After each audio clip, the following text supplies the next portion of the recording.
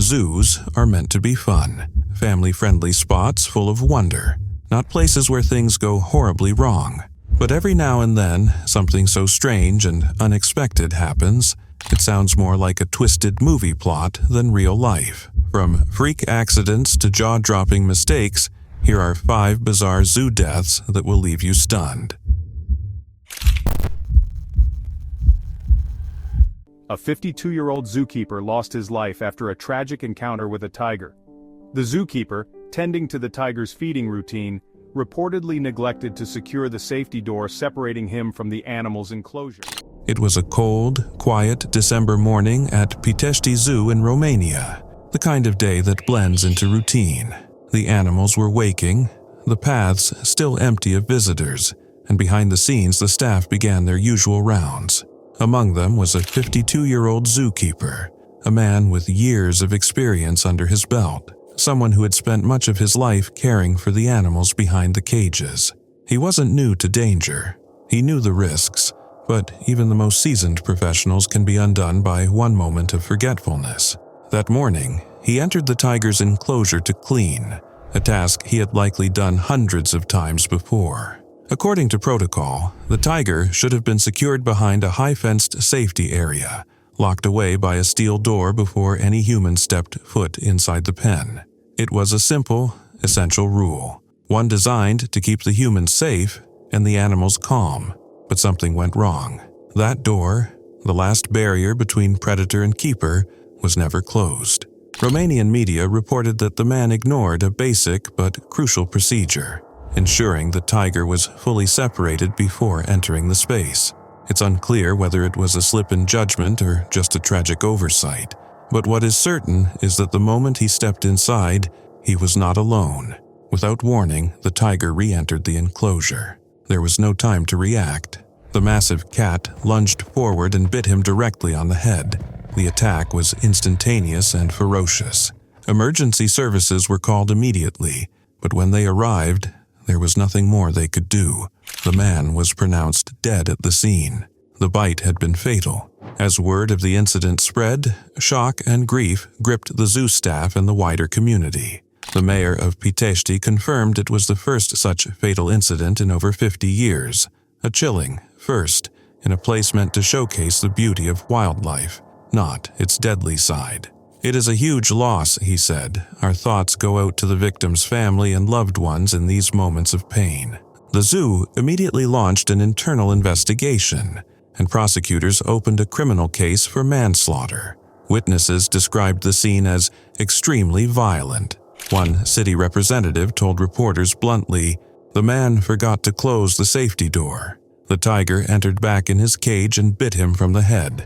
This wasn't the first time Pitești Zoo had faced issues with tiger enclosures. Back in 2000, another incident nearly turned tragic when a tiger escaped after a worker forgot to lock several doors. That animal was recovered in a nearby forest and brought back without harm, but it raised concerns about procedural lapses, concerns that it seems were never fully addressed. This time, though, there was no lucky ending, no safe return.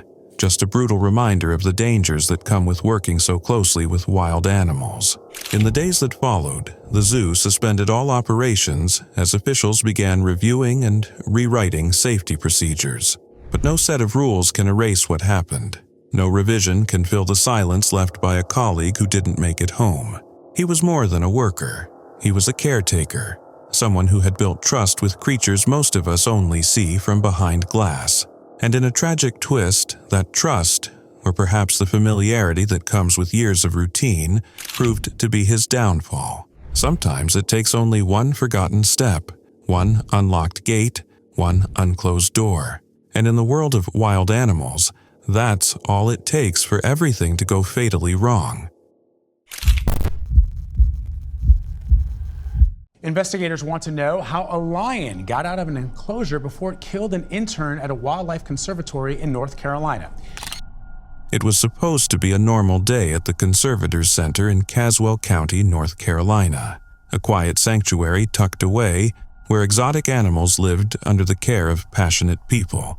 Among them was Alexandra Black, a 22-year-old intern full of excitement and dreams. She had only been there for 10 days, but she already stood out, smart, curious, deeply committed to animals. For Alex, this wasn't just a job, it was her calling. On that December morning in 2018, she joined a team tasked with cleaning a lion enclosure. It was routine work, but around big cats, nothing is ever truly routine. The staff followed strict safety protocols, always moved the lions into a separate locked area before anyone steps into their space. And that's what they believed had been done. But somewhere, somehow, something failed. While the team worked inside the enclosure, a 14-year-old lion named Mathai, a powerful male, born and raised in the sanctuary, slipped through. No one knows exactly how. He was supposed to be secured, but in a terrifying instant he was there, inside. And then it happened. The lion lunged at Alex. It all unfolded in seconds. The attack was swift, brutal, and fatal. She had no time to escape. No one could stop it. The others screamed for help. Emergency protocols kicked in, and the Caswell County Sheriff's Office was called immediately. They tried everything, attempted to tranquilize the lion, but Mathai wouldn't go down. In the end, they had to shoot and kill him just to recover Alexandra's body. A bright, passionate young woman, gone. A majestic, complex animal, also gone. Both lost in a moment of terror no one saw coming. The Conservators Center closed its doors and the entire team was left in shock. Executive Director Mindy Stinner choked back tears as she called it the worst day of my life. She said, "We've lost a person. We've lost an animal. We've lost a little faith in ourselves." Alexandra's family released a statement that broke hearts across the country. They said she was a beautiful, intelligent, passionate young woman. They said she had just started her career. There was a terrible accident, but she died following her passion. This wasn't her first internship. Alex had already dedicated much of her young life to learning about animals. She wanted to build a future in the zoological world, one where people and animals coexisted with respect and care. She believed in that world, and in her short time, she had already made an impact. The Conservators Center, home to over 80 animals across 21 species, had always been a refuge. Many of its lions had been rescued from terrible conditions years earlier. Mathai, the lion who attacked, was described as nervous but gentle with those he trusted. He was a favorite among staff, often seen roaring on video clips shared by the center. But in a place where safety is everything, one unknown failure turned trust into tragedy. To this day, the exact cause of the breach remains unclear. Investigations were launched. Protocols were reviewed, but nothing could undo the loss. A family was left shattered. A team of caretakers questioned everything, and the world was reminded, in the most devastating way, that working with wild animals is never without risk, even for those who love them the most. Tragedy at the Pittsburgh Zoo on Sunday. A 2-year-old boy was killed when he fell into an exhibit of endangered African dogs. His mother had put him up on a railing for a better look, and then the boy lost his balance. It was a Sunday afternoon in early November 2012, the kind of cool fall day when families venture out for small adventures, to laugh, to learn, to share simple moments. The Pittsburgh Zoo and PyPG Aquarium bustled with life, the sounds of chattering children and excited parents echoing between exhibits. Among the visitors that day were Jason and Elizabeth Durkosh, accompanied by their bright-eyed, curious little boy, 2-year-old Maddox. Maddox was full of energy and wonder, the kind of child who loved to see animals up close. As the family reached the African painted dog exhibit, the scene looked deceptively peaceful. A high observation deck overlooking an open enclosure with 11 wild dogs pacing below. Their enclosure was surrounded by clear warnings and sturdy barriers, reminders that the animals within, though beautiful, were not to be underestimated. Elizabeth, wanting to give her son a better view, did something that many other parents had been seen doing before. She lifted Maddox onto the railing of the observation deck, just for a moment, just to let him see. But in that fleeting instant, everything changed. Maddox slipped. He tumbled from his mother's arms, falling 14 feet. He didn't fall gently. He bounced off a safety net that had never been meant to catch a child, only lost hats or sunglasses, and then landed hard inside the enclosure. What happened next was horror in its rawest form. Before anyone could scream, before the staff could react, the wild dogs descended. 11 predators, quick, coordinated, unrelenting. Maddox was alive when he hit the ground, fully conscious. He screamed, and then the screaming stopped. Elizabeth tried to climb into the enclosure, desperate to reach her baby, but another guest held her back. The crowd watched, helpless, as the pack did what wild animals are hardwired to do.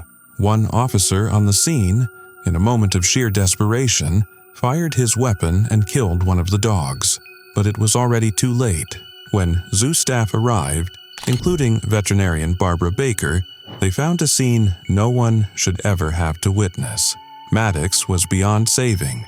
He had been torn apart, his small body ravaged by more than 46 bites, his organs destroyed, his blood soaking the earth of the exhibit floor. There was no rescue to be made. The incident shocked the nation. Initial reports speculated whether it was the fall that killed him or the attack, but it was confirmed. Maddox had survived the fall. It was the wild dogs that killed him. The public wanted answers. How could this happen? Why wasn't the safety net strong enough? Why didn't the zoo prevent this? Why did a mother lift her child onto a railing despite the warnings? Grief turned to anger. Confusion turned to lawsuits. Elizabeth Durkosh, though never criminally charged, filed her own lawsuit against the zoo, eventually settling out of court. The debate raged on in public forums, but none of it brought Maddox back. What remains is the memory, the unbearable memory, of a child whose life ended in the most violent, unimaginable way, in a place where families go to feel wonder, not fear. And for those who were there that day, for the zoo staff, the first responders, the other visitors, and most of all, for his parents, the sound of that fall, the chaos of those seconds, the silence that followed, it never really leaves. Just before 2 p.m., the head tiger keeper for Florida's Palm Beach Zoo was getting ready for an event at the zoo. 38-year-old Stacy Conweiser was going to answer questions from guests about the 4 rare and endangered Malayan tigers housed there. It was a warm, Florida afternoon in April 2016 when the calm of the Palm Beach Zoo shattered into chaos. Stacy Conweiser, a seasoned zookeeper known lovingly as the Tiger Whisperer, was preparing for another Tiger Talk presentation. For Stacy, this wasn't just a job, it was her calling. She had spent years working with these rare, magnificent Malayan tigers, earning their trust with patience, skill, and a quiet fearlessness few possessed. That day, she entered the night house, the tiger's private sleeping quarters, alone, just as she had countless times before. It was an area off limits to the public, a place of routine and familiarity for Stacy. She was experienced, meticulous, respected, the zoo's lead tiger keeper. No one imagined what would unfold behind those doors. At 1:45 p.m., a staff member's voice broke over the radio. "Staff emergency, tiger enclosure." Stacy had been attacked. It happened fast, in a moment that blurred the line between human and wild, between safety and instinct. A 13-year-old male Malayan tiger, 200 pounds of raw power, turned on the woman who had cared for him for years. The attack was sudden and savage, hidden from guests, but no less terrifying. Rescue personnel could not rush in. They had to wait for the tranquilizers to take effect, wait for the danger to subside. Every second dragged like an eternity. By the time they reached her, it was too late. Stacy had been airlifted to St.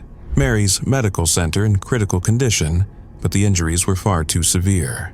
She died an hour later. The zoo's heartbeat stopped with her. Behind the public face of the zoo, shock and grief rippled through the staff. This was not just a colleague. This was Stacy, passionate, brave, dedicated. She had worked with these endangered tigers for more than 3 years, committed to their care, their conservation, and their survival. She knew the risks. She accepted them.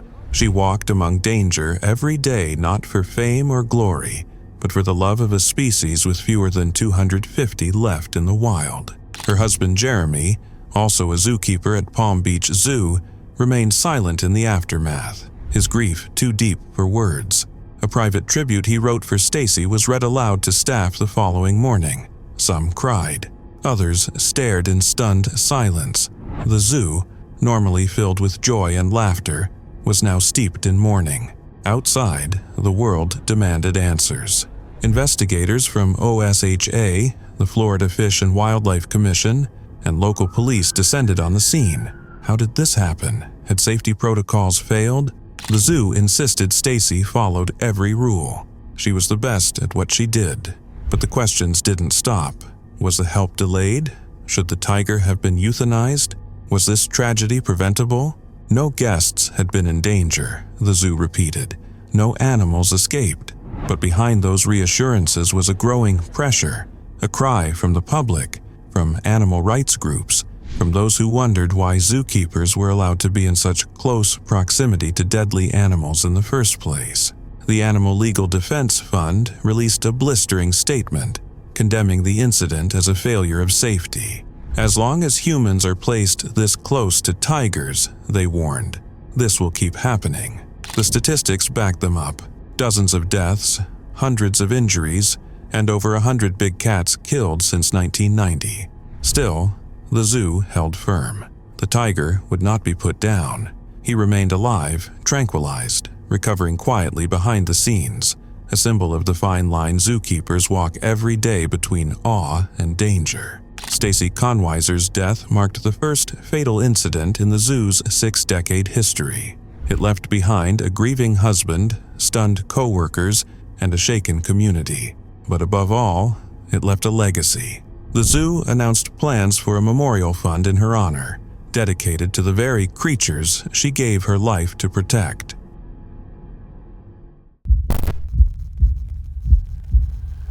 It was supposed to be a quiet evening at the Olusegun Obasanjo Presidential Library, Wildlife Park in Abeokuta, Nigeria. The sun had already dipped below the horizon. The gates were closed. The crowds had left. But inside the park, a decision was made, one that would prove fatal. Babaji Dowell, 35 years old and a trained lion handler, had spent years around the king of beasts. To those who knew him, he wasn't just a zookeeper. He was calm, confident, familiar with the rhythms and instincts of the wild creatures he cared for. That evening, a few late guests arrived. They wanted to see the lions. The park had officially closed, but Babaji, perhaps wanting to impress or simply to share the magic he knew so well, agreed to take them in.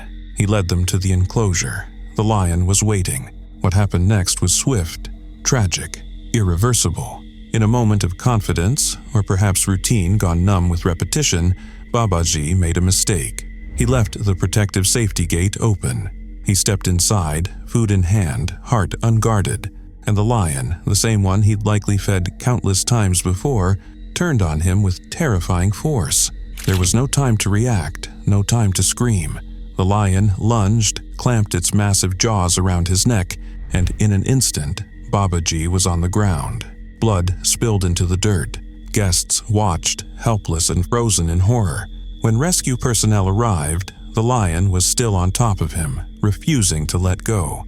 To free Babaji's body and prevent any further destruction, they made a grim choice. They shot the animal dead. The gunshot rang out across the park, a final punctuation to a scene already too surreal to believe. Babaji died on the spot. Police later confirmed what many feared. He had failed to lock the enclosure, failed to secure the barriers.